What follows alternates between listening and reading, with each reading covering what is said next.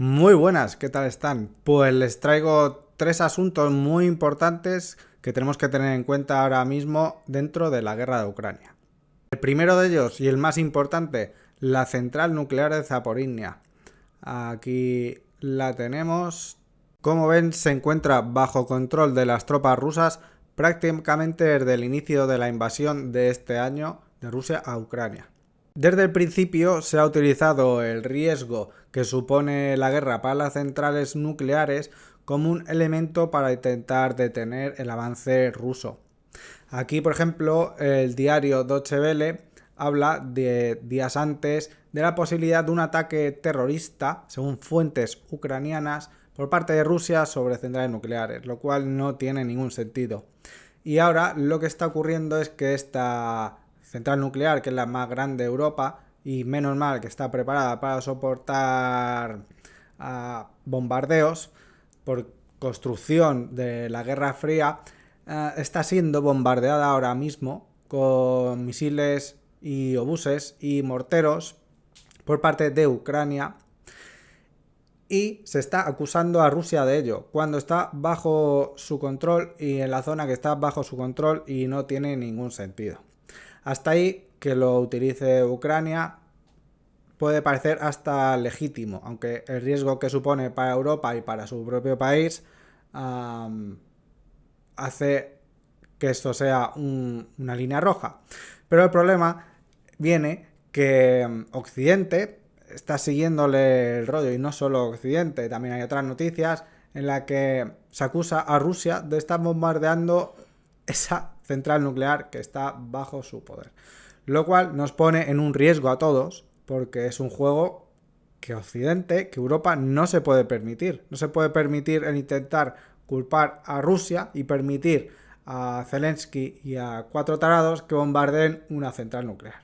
Siguiente asunto importante de la guerra, un éxito para Ucrania, ha sido el ataque a una base aérea militar rusa en Crimea. No se sabe cómo ha sido, pues tampoco ha sido reclamado el ataque, ya que también supone una línea roja para Rusia el que se ataque sus bases en Crimea. No ha sido atacada por los misiles HIMARS o otro tipo de misiles, ya que no, en los testigos en la zona dicen que solo oyeron las explosiones, no hay imágenes y no escucharon cómo se acercaba ningún misil a la zona. Entonces, ¿cómo pudo ser? Supongo que equipos especiales ucranianos en la zona, pero lo que está claro es que tampoco fue un accidente, porque vemos aquí en las imágenes diversas explosiones que afectaron también a bastantes aparatos rusos. Sin duda, un éxito para Ucrania, que Rusia tampoco quiere reconocer porque no le conviene reconocerlo, y a Ucrania bien hecho por no reconocerlo, porque es una operación especial y no tiene que reconocerlo ni dar pistas sobre ello. Y otro asunto importante o interesante es que ha salido a la luz un reportaje de la CNN o de reporteros de la CNN sobre qué ocurre con el armamento que se envía a Ucrania. El reportaje no ha pasado el filtro, igual que ocurrió con ese informe de Amnistía Internacional, y ha causado mucho revuelo dentro de Ucrania, porque dentro de ese reportaje se dice que solo el 30% del armamento enviado acaba en manos en el frente ucraniano. ¿Qué pasa con el resto? Realmente el reportaje iba a ser estrenado, al final se tiró para atrás, pero os dejaré el link porque sí puede verse. Tampoco dice gran cosa.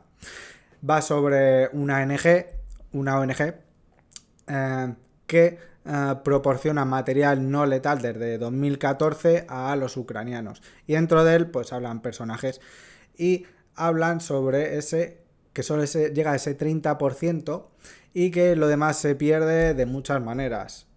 Gente poderosa, gente oligarcas, la mafia y el mercado negro.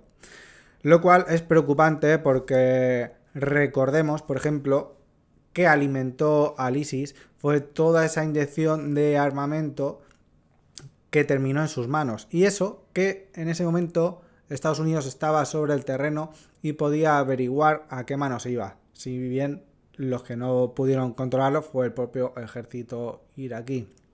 Y ahora que no se está sobre el terreno y solo se está enviando armamento, no existe una trazabilidad de ese equipo. Así que existe una preocupación sobre qué pasa con todo ese armamento.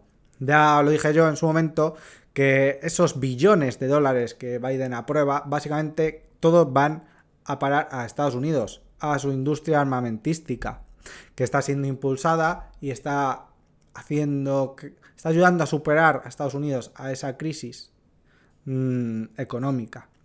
De todos esos billones se quedan en Estados Unidos. De ese armamento, ¿cuánto llega a manos ucranianas? Algunos se pierde por el camino, otros allí. No existe trazabilidad, no hay un control. Pues es lo que pasa. Así que os dejaré ese reportaje, que es interesante y que de nuevo ha causado que la diplomacia ucraniana se enemiste con medios de información y intente callarlos. Sin más, me despido. Un saludo.